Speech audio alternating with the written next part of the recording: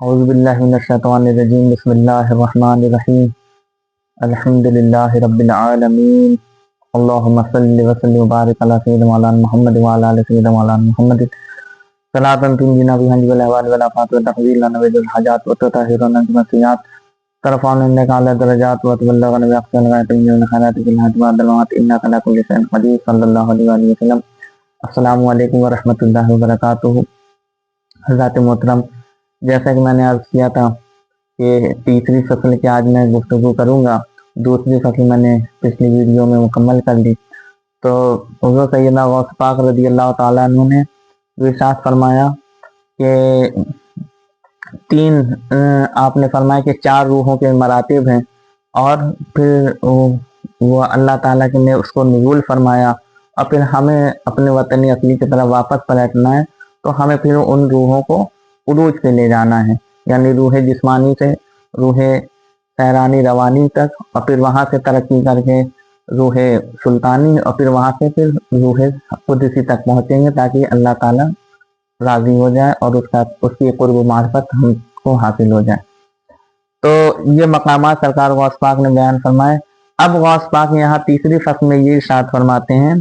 کہ یہ جو 4 روحیں ہیں، یہ 4 روحیں اصل میں اپنے اپنے مقام پر ایک تجارت کر رہی ہیں، اور انہوں نے ایک ایک دکان کھول کے بیٹھی ہیں۔ تو آپ سرکار غوث پاک فرماتے ہیں اب ان روحوں کو جو درجات طے ہوں گے کہ روح ناسوتی یا روح جسمانی کس طرح وہ ملکوتی روح سیرانی روانی بنتی ہے، اور پھر وہ کس طرح ترقی کر کے ایسا کیا کریں گے جس سے ترقی کر کے وہ پھر سیرانی روانی روح سلطانی بدل جائے گی اور ملک جبروت میں پہنچ جائے گی، اور پھر وہاں پھر ایسی کیا ہمیں محنت کرنی ہے، کیا عبادت کرنی ہے، اور کیا اس کا طریقہ ہے جس سے وہ ترقی کر کے پھر روح قدسی تک پہنچ جائے اور اللہ کا قرب پا لے۔ تو اس طرح کس طرح وہ ترقی ہو، تو اس کو سرکار غوث پاک نے ایک مثال دی ہے۔ آپ نے فرمایا کہ ہر روح ایک تجارت کر رہی ہے، ایک اس کی دکان ہے، دکان کہتے ہیں کہ وہ جس جگہ اس نے اپنی تجارت کا مال رکھا ہوتا ہے۔ تو غوث پاک فرماتے ہیں کہ پہلی روح جو جسمانی ہے، اب وہ جو جسمانی روح ہے اس کی جو دکان ہے وہ پورا جسم ہے، جسم ظاہر ہے اور اس کی جوہر ہے، یعنی ہمارے حواس خمسہ ہے، اور وہ دکان جو ہے یعنی اس کی جگہ جسم ظاہر ہو گیا اور جوارے ہو گئے، یعنی ہاتھ، آنکھ، پاؤں اور ظاہری اعضاء جوارے اس کی دکان ہے، اس کی جگہ۔ تو اب یہ تو دکان ہو گئی، اب وہ تجارت کیا مال کر رہی ہے کہ کون سا ایسا مال وہ بیچ رہی ہے۔ تو غوث پاک فرماتے ہیں دکان اس نے جوارے میں کھولی ہوئی ہے، دکان جوارے کی ہے، اور وہ جو مال بیچ رہی ہے وہ شریعت کا بیچ رہی ہے، شریعت کا مال بیچ رہی ہے کہ اللہ کے شرک سے بچے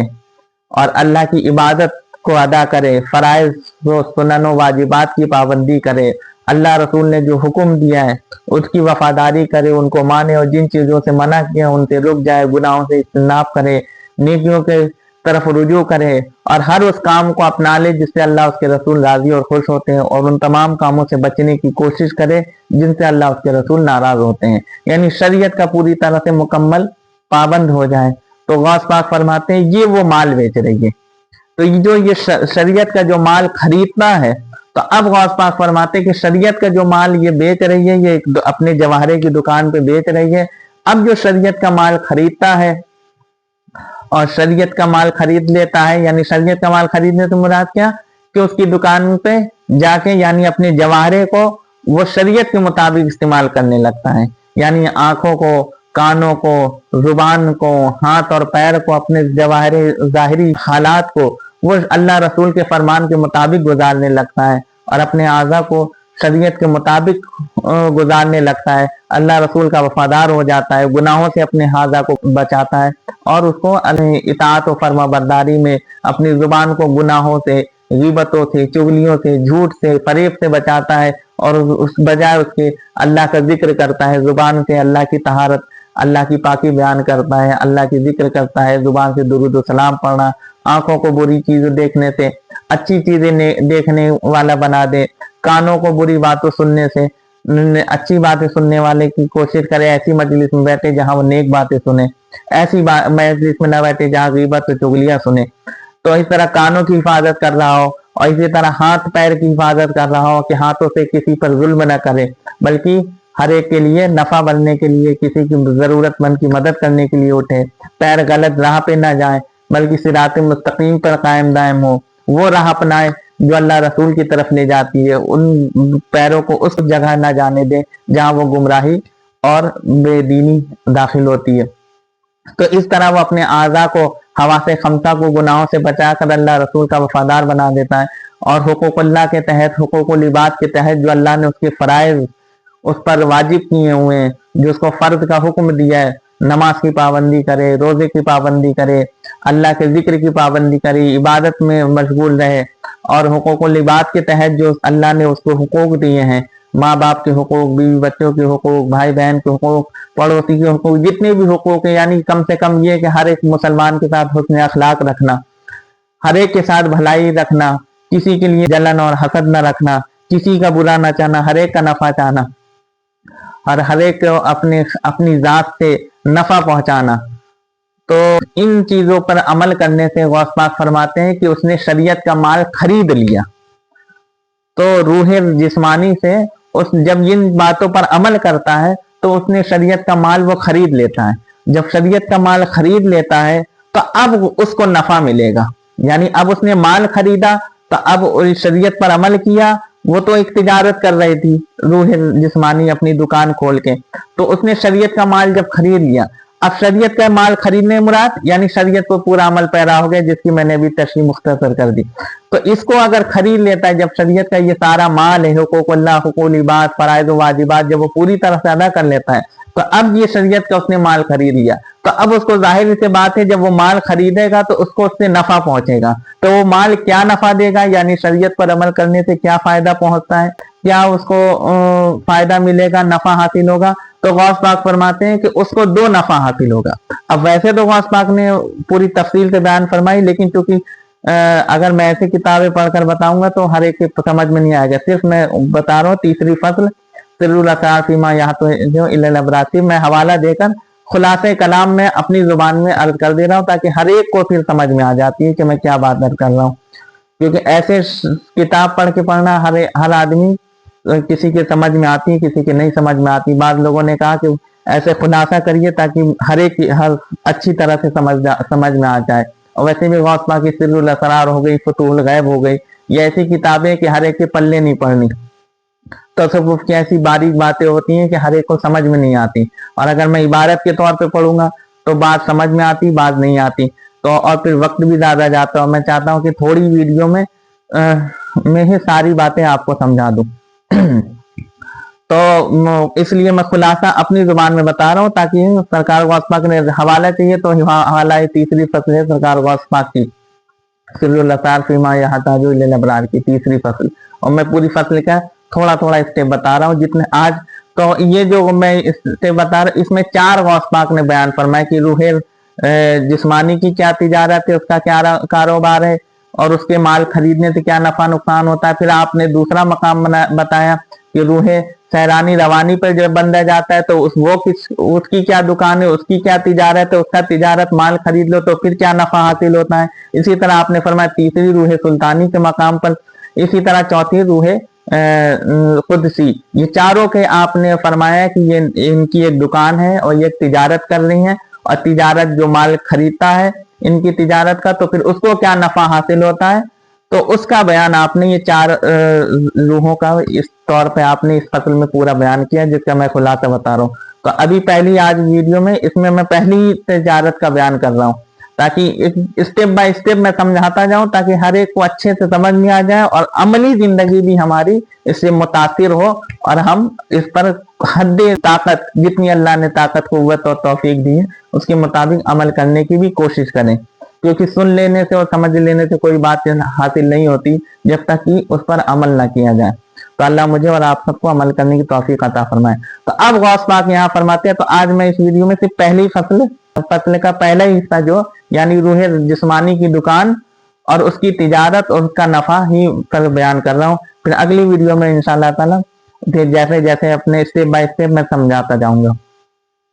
تو اب بس بات یہ سمجھانی کہ اب یہاں غوث پاک فرماتے تو جو شریعت کا مال خرید لیتا ہے روح جسمانی کی دکان سے، उसने तिजारत में उसका शरीयत का माल खरीद लिया, यानी उस पर शरीयत पर अमल पैरा हो गया पूरी तरह से, और अल्लाह रसूल का वफादार हो गया, गुनाहों से बचने लगा, तो अब उसको उस शरीयत का नफा मिलेगा, उसके उस माल जो उसने शरीयत का खरीद लिया।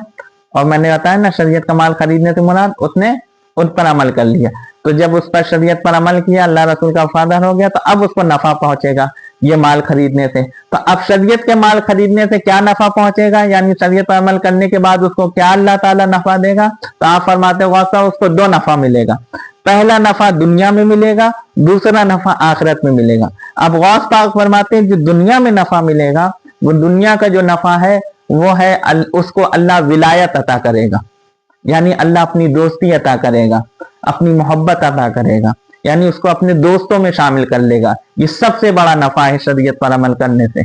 यानी क्योंकि वो अल्लाह रसूल का वफादार हो गया, तो जाहिर सी बात है जो अल्लाह रसूल के लिए अपनी जिंदगी वक्त कर रहा है, अल्लाह रसूल के वफादार है, गुनाहों से बच रहा है, अल्लाह की खातिर उसने इबादत में मशगूल हो गया, हुकूकुल्लाह हुकूकुल इबाद के फराइज़ व वाजिबात पूरे कर रहा है, सुन्नत पर मुस्तहबात पर अमल कर रहा है, सुन्नतों पर अमल कर रहा है, तो जाहिर सी बात है वो तो अल्लाह रसूल का दोस्त हो ही गया, अल्लाह रसूल उससे खुश हो गए, और जिससे अल्लाह रसूल खुश हो गए तो जाहिर सी बात है उसकी दोस्ती अल्लाह से हो गई। तो अल्लाह ताला उसको विलायत अता करता है। और फिर विलायत ही नहीं, सरकार गौस पाक भी फरमाते हैं विलायत के साथ अल्लाह उसे कश्फ अता करता है, यानी कश्फ से गौस पाक फरमाते हैं सिरुल नसार में कि उसको कश्फ भी ऐसा अता करता है कि जमीन से लेकर, यानी तहतुस सरा से लेकर आसमान की बुलंदियों तक जो कुछ भी है कायनात में, सबका उसे मुशाहदा नसीब होता है, सबका उसे मुशाहदा नसीब होता है, उसकी दिल की आंख खुल जाती है और वो मुशाहदे खल्क में मशगूल हो जाता है। यहाँ मुशाहदे खल्क आप फरमा रहे, यानी मुशाहदे खल्क में, यानी जमीन, सातों जमीनों की सैर और सातों आसमानों की सैर उसको नसीब होती है, और उसकी रूह में ये ताकत आ जाती है कि वो इन मरातिब को पा जाता है, यानी ये कश्फ का मुशाहदा उसे इतना आला दर्जे का नसीब होता है। और फिर फरमाया गौस पाक ने, और तीसरा नफा उसको करामात नसीब होती है, यानी हवा पर उड़ना, पानी पर चलना मिसले जमीन के, और मुर्दे को जिंदा कर देना, या इस तरह की, और पल भर में जमीन तैवल अर्द की ताकत कुव्वत के पल में कहीं से कहीं, और लोग बातिन में झांक लेना, यानी गैब की बातें मालूम हो जाना। तो ये गौस पाक फरमाते ये सर्व करामात उसको अल्लाह ताला अता करता है। ये किस पर अता कर रहा है, तो तीन चीज आपने फरमाई, ये दुनिया में तीन नफा उसको मिलेगा, विलायत मिलेगी, कश्फ मिलेगी और करामत मिलेगी। ये तीन चीजें किस चीज पर अल्लाह अता कर रहा है, वो शरीयत पर अमल कर रहा है। तो जो शरीयत का माल खरीद लेता है उसको अल्लाह ये तीन नफा अता करता है, पहला अपनी दोस्ती अता करता है, दूसरे कश्फ व करामात से नवाजता है, ये अल्लाह ताला उसको शरीयत का ये नफा अता करता है। अब शरीयत का जो जिक्र है और उसके जो मामलात हैं कि शरीयत में फिर मामलात क्या होने चाहिए, तो शरीयत का माल किस तरह हम हासिल करें उस पर मैं थोड़ी अगली वीडियो में इंशाअल्लाह ताला बयान करूंगा। फिर उसके बाद फिर मैं तरीकत पे और रूह तैरानी रवानी के बात पर स्टेप बाय स्टेप मैं बयान करूंगा। तो अभी बस बात ये समझने वाली है कि हमें शरीयत का माल खरीदना है, और शरीयत का माल खरीदने के लिए हमें जो नफा मिलेगा और दुनिया में वो विलायत, करामत और कश्फ हासिल होगा। और फिर गौस पाक फरमाते हैं और आखिरत में जो नफा हिस्सा अल्लाह ताला ने रखा है वो नफा जन्नतुल मावा है, यानी जन्नत में हूर व कुसूर उसको अता किए जाएंगे, महल्लात जन्नत के अता किए जाएंगे, बागात अता किए जाएंगे, और जन्नत के जो तमाम नेमतें जिनसे उसका नफ्स खुश होगा वो सारी जन्नतों की वो नेमतें अल्लाह ताला उसको अता करेगा, और जन्नतुल मावा उसको अता करेगा। ये उसका आखिरत में नफा, और उसका ये दो दर्जा है वो आलम नासूत का है। तो इस पर अब शरीयत का माल किस तरह खरीदना है, तो इस पर मैं इंशाअल्लाह ताला आगे मैं बयान करूंगा कि किस तरह शरीयत में क्या क्या इसकी स्टेप क्या है और किस तरह अमल किया जाए ताकि ये माल हम हासिल करें और विलायत व मारिफत और कश्फ व करामात की ताकत व कुव्वत अल्लाह ताला अपने फजल करम से हमें अता करे और जन्नतुल मावा जैसी नेमत से हमें नवाजे। तो वो किस तरह शरीयत पर अमल करना है उसकी इंशाअल्लाह ताला, शरीयत की इब्तिदा तौबा से होती है, तहारत से होती है, तो उस पर मैं इंशाअल्लाह ताला अगली वीडियो में बयान करूंगा। और फिर उसके बाद शरीयत की जब तिजारत हासिल हो जाएगी तो फिर अगले फिर मैं तरीक़त पे आऊंगा। अल्लाह तबारक व तआला हमें इन सब बातों पर अमल करने की तौफीक अता फरमाए। वमा अलैना इल्लल बलाग। अस्सलामु अलैकुम व रहमतुल्लाहि व बरकातुहू।